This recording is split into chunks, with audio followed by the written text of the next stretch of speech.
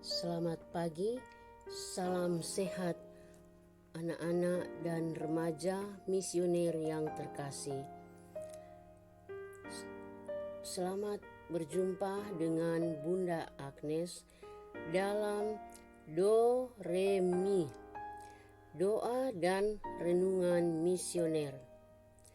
Hari Selasa 12 Oktober 2021. Renungan kita pada hari ini adalah diambil dalam Injil Lukas.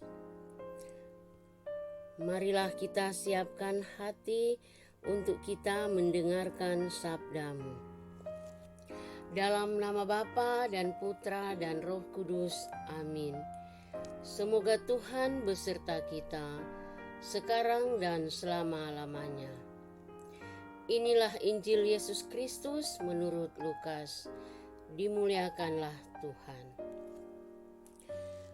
Pada suatu ketika, selesai mengajar, Yesus diundang seorang Farisi untuk makan di rumahnya.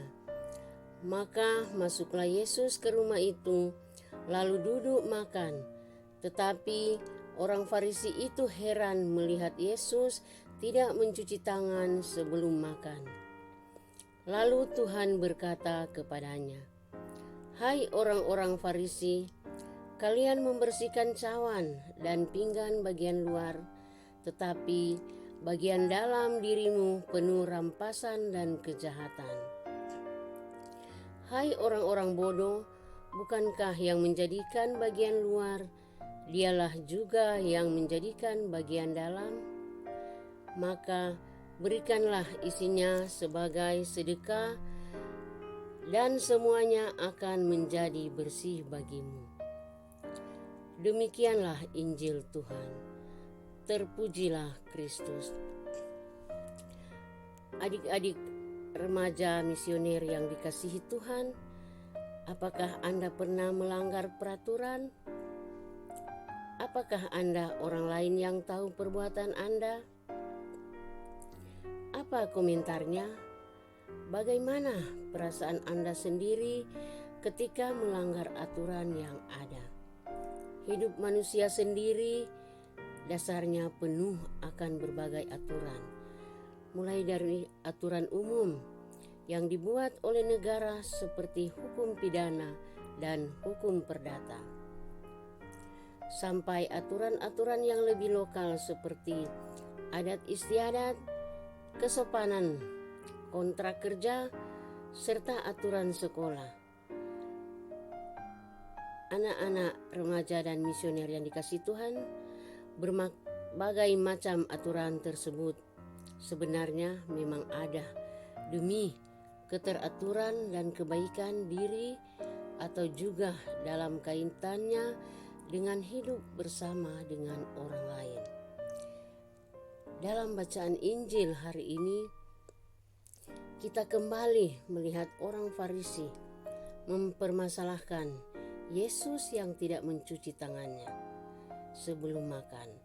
Dalam adat istiadat orang Yahudi, mencuci tangan sebelum makan adalah sebuah aturan tertulis yang ada turun-temurun.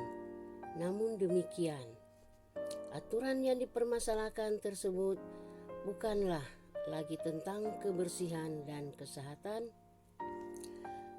Orang Farisi tersebut tampaknya lebih berpikir tentang hal yang sifatnya ritual belaka atau sekedar formalitas yang sewajarnya diperbuat.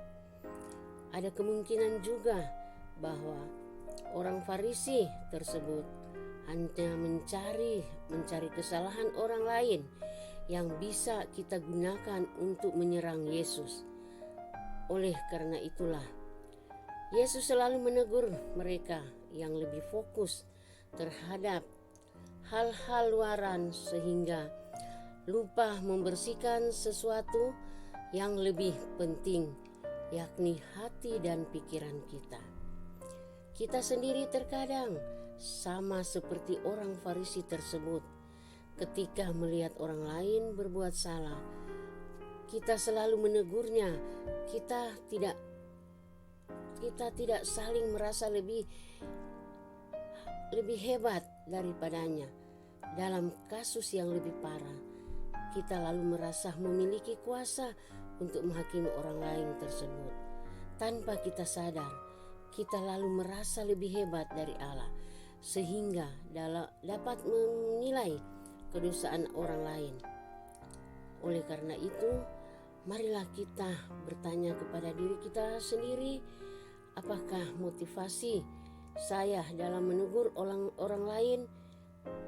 Apakah karena saya senang mengkhianati kesalahan orang lain, atau semata karena saya mengasihi saudara saya tersebut?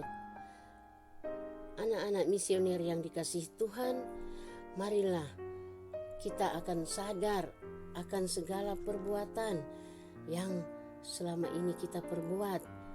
Di dalam bulan Rosario ini, kita memohon ampun kepada Bunda Maria agar supaya kesalahan-kesalahan kita diampuni. Kesalahan kita diampuni oleh Bunda Maria dan Yesus.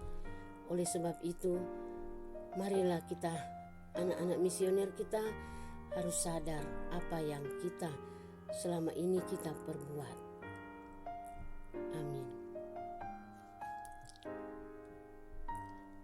Marilah kita berdoa.